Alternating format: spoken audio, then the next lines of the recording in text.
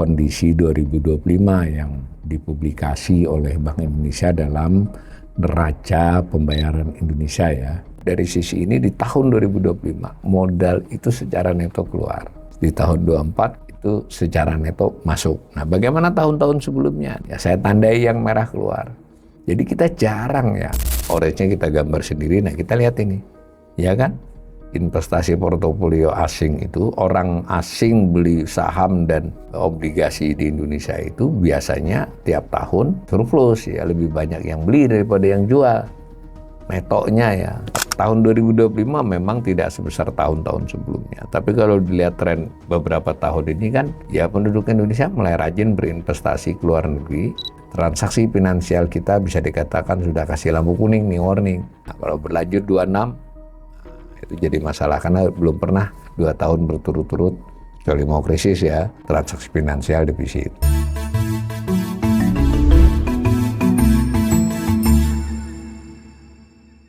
Salam cerdas, Ibu Bapak, saudara-saudara yang saya hormati.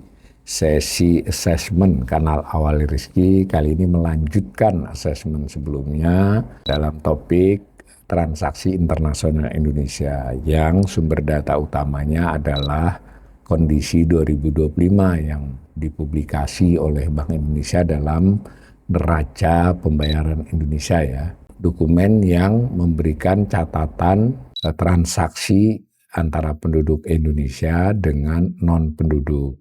Jadi berarti ada sifatnya menerima, ada sifatnya membayar dari sudut Indonesia. Catatannya disebut neraca pembayaran. Nah, neraca pembayarannya terdiri dari 2 kelompok besar, yaitu transaksi berjalan, sudah kita bahas di sesi sebelumnya, itu khusus seluruh perdagangan barang dan jasa. Nah, yang kali ini kita bahas adalah arus modal. Jadi kan menerima, membayar, tetapi sifatnya dari modal finansial. Itu antara lain ya utang piutang. Jadi kalau kita berutang, kita menerima duit utang kan dicatat sebagai penerimaan. Kalau kita memberi utang ya berarti kita keluar. Atau kita membayar cicilan utang atau melunasi utang kan keluar. Nah, investasi juga begitu. Investasi yang masuk ya berarti dicatat di transaksi finansial. Investasinya ya, kalau jasa atas investasinya di neraca transaksi berjalan. Kalau duit modalnya ya di transaksi finansial. Kalau ada bunga atau keuntungannya di transaksi berjalan. Itu dulu kita bisa bayangkan ya. Berarti transaksi finansial ini transaksi yang menyebabkan hak dan kewajiban di kemudian hari. Kalau transaksi berjalan itu tidak lagi, jadi selesai dia, final. Nah, kalau kita berutang kan ada kewajiban membayar, atau kita memberi utangan ya kita punya hak menerima, atau transaksi itu terkait dengan hak dan kewajiban di masa sebelumnya. Dari sisi utang piutang dan investasi itu cara mencatatnya Bank Indonesia di transaksi finansial dibagi menjadi 4 jenis. Secara jenis ada investasi langsung, ada investasi portofolio, ada derivatif finansial, ada investasi lainnya. Tapi karena derivatif finansial itu kecil biasanya nggak dibahas, jadi ada 3 saja. Nah, di masing-masing tadi ada modal penduduk yang keluar dan masuk. Orang Indonesia bisa investasi di luar, itu disebut aset. Ada yang disebut dengan kewajiban, itu adalah modal asing yang masuk. Jadi dari sisi itu dibedakan itu. Jenisnya investasi langsung, tapi dari sisi pemilik modalnya asing atau domestik. Catatannya dibuat disajikan begitu. Tapi cara membacanya sederhana aja. Misalnya investasi langsung, itu pada tahun 2025 14.082 juta dolar Amerika. Berarti 14 miliar ya. Berarti secara neto, karena yang namanya arus modal itu ya mingguan, bulanan, bahkan ada yang harian kan, keluar masuk. Nah, ini secara neto, setahun neto itu artinya perhitungan bersihnya dari yang keluar dan masuk selama setahun, itu kita bersifat menerima ya, masuk 14 miliar. Jadi modal yang bersifat langsung dalam bentuk pabrik, perusahaan, usaha, tetapi kita perlu tahu rinciannya. Yang asing masuk neto ya 22 miliar, tapi orang Indonesia yang invest keluar itu hampir 8 miliar.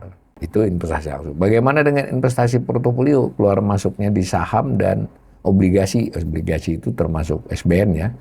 Itu kita keluar di tahun 2025 ini. Jadi harus keluar masuk modal berjenis saham berjenis surat utang itu keluar 9.424 juta dolar, 9,42 miliar dolar. Ini menarik ya, tahun sebelumnya itu masuk 8.235. Apa rinciannya? Ternyata modal penduduk Indonesia keluar 2,6 miliar dan asing secara neto, dia keluar masuk ya, saya ulangi, ini neto setahunnya 6,8. Nah, sementara yang keempat itu investasi lainnya, duit yang keluar masuk di lembaga keuangan. Itu 9.148 miliar dolar, bersifat keluar 9,14 miliar dolar. Mungkin ini menarik ya, waktu kita bicara transaksi berjalan, itu khusus jasanya. Ini duitnya, jadi modal itu jasa itu adalah bunga atau dividennya. Kalau ini arus dari modalnya. Nah, keseluruhan transaksi finansial itu min 4,55 miliar dolar ya, 4.545 juta dolar defisit selama tahun 2026. Padahal 2024 itu surplus 17,70. Jadi dari sisi ini di tahun 2025 modal itu secara neto keluar. Di tahun 2024 itu secara neto masuk. Nah, bagaimana tahun-tahun sebelumnya? Nah, gambarnya begini. Ya, saya tandai yang merah keluar. Jadi kita jarang ya. Perekonomian Indonesia itu memang sejauh ini sifatnya bersifat menarik modal. Artinya cenderung modal masuk. Dalam hal ini terutama modal asing. Tapi di tahun 2025 ternyata kita bersifat keluar. Jadi makanya kanal ini tidak pernah bosan-bosan juga mengatakan bahwa kita harus hati-hati ya, bahwa 2025 itu kondisi kita sudah relatif buruk. Nah, kita pernah merah juga itu di 2022 atau dulu di tahun 2008. Ini kalau kita panjangi ada tahun-tahun 97-98 ya. Artinya jarang. Ini netonya. Lalu kalau dirinci, neto ini terdiri dari dua rincian. Yang orange menunjukkan modal asing yang masuk secara neto. Jadi ternyata memang masih masuk kalau khusus modal asing, yaitu 20.546 juta dolar, 20,55 miliar dolar. Jadi masih masuk, baik investasi langsung, portofolio maupun investasi lainnya. Tetapi duit penduduk Indonesia yang keluar lebih banyak, 25 miliar dolar yang bawahnya. Karena itu netonya tadi negatif. Catatan lain terhadap grafik ini, asing masuk tahun ini lebih terendah selama belasan tahun ya, dari tahun 2010 kecuali tahun 2016. Jadi ini rendah ini. 2016 itu rendah karena pada saat itu ada tax amnesty. Jadi banyak duit Indonesia masuk balik ke sini. Nah, asing mungkin juga kurang mau masuk karena dampaknya pada waktu itu pada imbal hasil, suku bunga, dan juga mungkin wait and see. Duit asing kan, wah ini kok duit Indonesia pada balik gara-gara tax amnesty. Nah, meskipun baliknya ya segitu, makanya birunya tuh ada muncung sedikit. Dari sisi ini, duit asing yang masuk di tahun 2025 terbilang jauh lebih sedikit dari tahun-tahun sebelumnya. Sementara duit penduduk Indonesia yang keluar, ya itu relatif sama, hanya sedikit lebih rendah dari tahun lalu. Jadi rekor nomor 2, tahun lalu rekor tertinggi. Wajar ya, 24 itu kan tahun politik ya, mungkin juga ada faktor berjaga-jaga juga. Tapi 25 masih keluar kan bukan berjaga-jaga lagi. Ya. Nah, ini kalau saya pisah, yang orange itu kita buat sendiri ya, jadi gini, ini sama dengan ini, tapi saya pisah supaya lebih kelihatan. Dia benar-benar nomor 2 terendah dari 2009, kecuali 2016 ya. Lalu yang penduduk Indonesia keluar ini, nah 2016 itu karena ada tax amnesty dia masuk ya. Tren modal penduduk Indonesia keluar itu lumayan. Kita tidak tahu di balik di cerita mikronya apa karena memang peluang bisnis, peluang keuntungan, atau portofolio yang dibagi. Tapi saya sudah katakan di waktu kita bicara transaksi berjalan, justru sekalipun kita besar di luar masih, tapi sebetulnya imbal hasil yang diterima penduduk Indonesia kecil loh. Lebih kecil jauh. Ya artinya kan motivasi utamanya mungkin bukan return kan, tapi diversifikasi, keamanan, dan seterusnya. Ini rincian saja. Lalu bagaimana dengan dilihat secara jenis? Kan ada investasi langsung. Nah, di sini investasi langsung juga kita sajikan terdiri dari dua kan. Investasi langsung yang dari modal asing yang masuk neto ya. Saya tidak pernah bosan mengingatkan Catatannya adalah catatan arus selama setahun. Jadi bukan posisi total sisa, itu nanti namanya posisi investasi internasional. Jadi neto setahun. Kejadiannya harian, mingguan, bulanan, selama setahun arusnya. Modal asingnya masuk di investasi langsung ini masih besar ya, 22 miliar dolar. Ya setara saja dengan 5 tahun, 6 tahun terakhir. Lebih rendah dari 2024 tapi tidak anjlok. Cuma kita pasti paham ya, yang namanya foreign direct investment itu beda dengan portofolio. Portofolio bisa mingguan, harian, keputusan yang diambil bisa seketika. Ada pengumuman MSCI besoknya atau hari itu juga asing bisa keluar sekian. Nanti kelihatan pemerintah melakukan respon yang positif, otoritas maksudnya, dia masuk. Kan seperti itu. Tapi kalau investasi langsung, orang mendirikan pabrik, orang akuisisi perusahaan, atau buat perusahaan baru, atau menambahi kapasitas perusahaan yang ada di Indonesia, itu kan pasti bisnis plan-nya kan lama. 1 tahun, 3 tahun, itu dia sifat industrinya untuk membangun kapasitas pabrik dan sebagainya pasti lebih lama. Karena itu tidak gampang, tidak dengan segera keluar dan tidak dengan segera masuk. Jadi apakah kondisi 2025 itu mencerminkan perekonomian 2025? Tidak juga kalau untuk investasi langsung. Tapi kalau kita mau sedikit hati-hati ya memang pada dasarnya di investasi langsung kita ini tidak ada perkembangan selama bertahun-tahun ini dari 2017 terusnya. Ya segitu aja. Jadi kalau ada kita mendengar narasi Indonesia menarik buat investasi asing di sektor migas, nikel, sawit atau apapun, ya kalau di total kita ya begitu-begitu aja. Bukan. Mungkin kalau nanti kita gambar negara lain, sebutlah Vietnam, dia ini naik terus ya. Misal aja ini, bahkan Cina. Nah, sementara yang biru itu menunjukkan modal penduduk Indonesia yang keluar perlahan tapi pasti meningkat. Ya, meskipun tahun 2025 sedikit lebih rendah dari 24. Yang biru. Jadi tetap keluar cukup banyak. Meskipun masih lebih sedikit dari yang masuk ya. Yang ini dipisah, ini kita biar paham, ini investasi langsung modal asingnya. Lalu kalau yang penduduk Indonesia begini, tadi kan disatukan. Nah, lalu jenis kedua adalah investasi portofolio. Nah, yang sama, orange itu menunjukkan modal asing yang masuk, keluar masuk Indonesia, netonya. Dan di tahun 2020 keluar loh ya, bersifat. Biasanya kan masuk yang orange itu. Keluarnya cuma tahun 22, 25, biasanya masuk tuh. Sedangkan yang biru itu adalah neto modal penduduk Indonesia keluar masuk. Secara umum dia selalu keluar, kecuali di 2016 ketika tax amnesty. Jadi kita tetap maju terus. Nah, kalau dilihat ini, hitam itu menunjukkan neracanya ya, selisihnya. Jadi kejadian di tahun 2025 lalu, itu adalah defisit terbesar kedua sepanjang sejarah dalam hal investasi portofolio. Karena itu kanalnya tidak pernah bosan. Kita juga bingung ya ketika penjelasan publikasi rilis dari Bank Indonesia itu benar-benar menekankan kita kuat, menarik, kuat maksudnya eksternal ya. Ini bicara transaksi internasional, kita masih menarik dan terusnya data-datanya begini ya.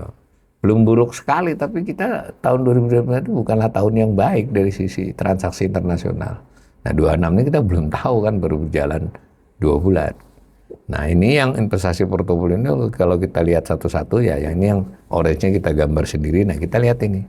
Ya kan? Investasi portofolio asing itu, orang asing beli saham dan obligasi di Indonesia itu biasanya tiap tahun surplus ya, lebih banyak yang beli daripada yang jual. Netonya ya. Kalau kita baca media itu kan ada mingguan, ada harian itu kan. Kalau ini setahunnya. Nah, kadang orang nge-share gitu bahwa wah, asing keluar, dia share berita 3 hari yang lalu, pada hari dia nge-share itu masuk. Itu ya risiko kalau main cuma hanya lihat media. Media bagus juga untuk kita buat tahu urut-urutan peristiwanya. Tapi begini, kalau dari sisi catatan tahunannya segini. Ini juga yang diributkan ketika Bank Indonesia biasanya setiap Jumat sore atau malam itu membuat resume ya, summary bahwa asing di saham masuk sekian atau keluar sekian, di obligasi masuk sekian, keluar sekian. Sekarang informasi itu ditiadakan. Kata dia bisa dicek langsung di laman Bursa Efek atau di Kementerian Keuangan. Tapi kalau Anda masuk ke Kementerian Keuangan ya datanya nggak update, lambat. Kalau di indeks ya ada, tapi nggak user friendly untuk orang pengamat ekonomi, untuk pelaku pasar modal ya. Jadi sebetulnya ya itu bisa menimbulkan tanda tanya juga, BI nggak lagi mempublikasi itu. Nah, lalu bagaimana dengan modal penduduk Indonesia keluar? Tahun 2025 memang tidak sebesar tahun-tahun sebelumnya. Tapi kalau dilihat tren beberapa tahun ini kan, ya penduduk Indonesia mulai rajin berinvestasi ke luar negeri. Saya sudah kasih contoh dari awal, yang punya SBN Amerika aja ada gitu. Bisa juga dia beli saham di Wall Street gitu, atau di Hong Kong dan seterusnya. Bagaimana dengan investasi lainnya? Ini yang paling menarik. Jadi sebetulnya lebih banyak modal Indonesia parkir di luar negeri di lembaga keuangan dibandingkan asing parkir di lembaga keuangan Indonesia. Lembaga keuangan ini saya ulangi, perbankan kah, perusahaan investasi kah, semacam itu. Memang di dalam data ini juga termasuk DP ya, utang dagang itu juga masuk. Utang dagang itu utang jangka pendek artinya dalam rangka jual beli barang. Nah kalau dilihat ini kan kita banyak keluar tuh. Memang kejadian itu beberapa tahun terakhir, sebelumnya ya fluktuasi aja. Sejak 2019 sampai sekarang kita lebih banyak modal penduduk Indonesia yang parkir di luar negeri. Itu ya, masih masuk, yang oranye masih masuk, tapi ini arus ya, masih masuk. Otomatis secara akumulasi kan bertambah, tapi kan lebih kecil dari yang biru. Nah ini saya lepas satu-satu, ini yang oranye saya pindah ke sini, nah, begini biar kita dapat polanya. Sedangkan yang penduduk Indonesia begini. Jadi kalau saya sederhanakan, tantangan serius di investasi lainnya ini justru mencari tahu, mencermati, dan mungkin memanage dari sisi otoritas, dalam hal ini pemerintah dan Bank Indonesia, mengapa yang biru ini rajin keluar. Kalau dia investasi langsung tuh wajar ya, mungkin dia harus investasi di Kamboja atau di Vietnam karena terkait sektor real ya. Tapi kalau misalnya portofolio, itu berarti soal memberi saham dan obligasi. Kalau dilihat imbal hasilnya, sebetulnya dia membeli yang luar lebih sedikit imbal hasilnya secara umum ya. Berarti kan niatnya adalah untuk portofolio, lebih begitu, lebih untuk keamanan. Tapi dalam hal investasi lainnya ini yang menarik, banyak di luarnya kita dibandingkan di sini. Tentu di sini juga ada aspek-aspek mikro ya. Ada terkait dengan bank kustodiannya, bursa saham dan seterusnya, masih dilihat detil-detilnya. Sayangnya kalau di neraca pembayaran itu ya sifatnya umum begitu, agregat. Karena itu assessment ini mengajak pemirsa saya mungkin lebih mau fokus, itu kan ini informasi awal yang bisa dicari dengan misalnya ngambil buat tesis kah, buat disertasi kah, atau buat studi review, itu ini kan data-data awalnya. Di sini kita tidak tahu misalnya soal devisa hasil ekspor itu apakah masuk dalam catatan ini atau tidak. Saya kurang paham. Secara teoritis masuk sini mestinya. Kalau memang betulan dia ekspor nih, ya kan, otomatis dapat menerima, tapi tidak dibawa pulang semua. Kalau catatan resminya ya dia naruh di bank misalnya di luar negeri. Mestinya ada di sini. Tapi karena aspek-aspek lebih mikro seperti itu kadang variasinya banyak. Saya tidak berani memastikan. Itu ya. Nah, kalau saya simpulkan, saya ulangi, transaksi finansial tadi merupakan catatan atau neraca transaksi utang piutang dan investasi antara penduduk Indonesia dengan asing. Terdapat arus masuk, penerimaan, dan arus keluar. Tapi jangan lupa, ini perlu tambahan definisi, dia adalah yang mengakibatkan hak dan kewajiban di kemudian hari atau akibat dari kewajiban dan hak di masa lalu. Jadi kalau jual beli barang kan putus tuh namanya. Kalau utang piutang kan ada tanggungan. Dicatat, tersaji oleh Bank Indonesia di dokumennya. Dilihat dari sisi kepemilikan, dia menamakan modal penduduk sebagai aset, lalu modal asing disebut kewajiban. Lalu secara jenis dia ada investasi langsung, portofolio, dan investasi lainnya. Ada derivatif tapi kecil sekali. Nah di masing-masing jenis ini kan bisa dilihat juga yang aset berapa, yang kewajiban berapa. Maksudnya asing berapa, penduduk berapa. Pada 2025 tadi sudah dikatakan secara keseluruhan kita defisit terbesar kedua selama 2 dekade. Biasanya mengalami surplus. Nah ini assessment ini menggarisbawahi sekali.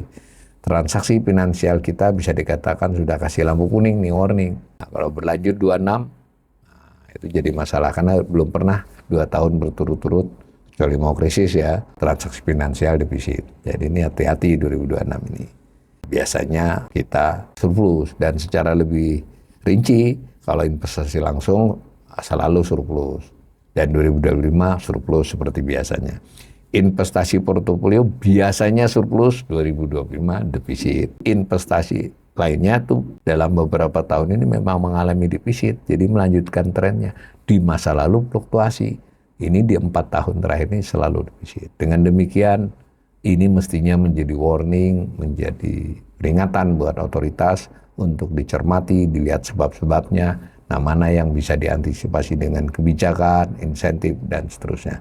Jadi memahami ekonomi itu tidak soal lihat APBN saja, ya tidak hanya lihat PDB saja.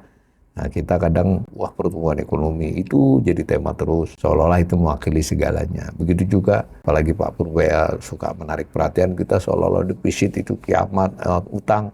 Kata pengkritiknya, termasuk saya, itu bahaya, kata pemerintah. Bukan hanya itu, tapi ada ini, ada kaitan catatan internasional yang kondisinya tidak terlalu baik. Dalam analisis makroekonomi ada 4. Kan. Pertama, pertumbuhan ekonomi benar. Yang kedua, ketenaga kerjaan. Berapa pengerjaan, berapa pengangguran. Yang ketiga, inflasi, harga-harga. Yang keempat ini, kondisi transaksi internasional. Kalau mau memahami makroekonomi suatu negara, ya keempat-empatnya kita analisis. Lalu dikaitkan dengan kebijakan apa yang telah, sedang, dan masih diambil, dan apa risiko dan tantangan ke depannya. Saya selalu tidak bosan-bosan menutup dengan uraian bahwa mudah-mudahan ekonomi Indonesia lebih baik di masa mendatang.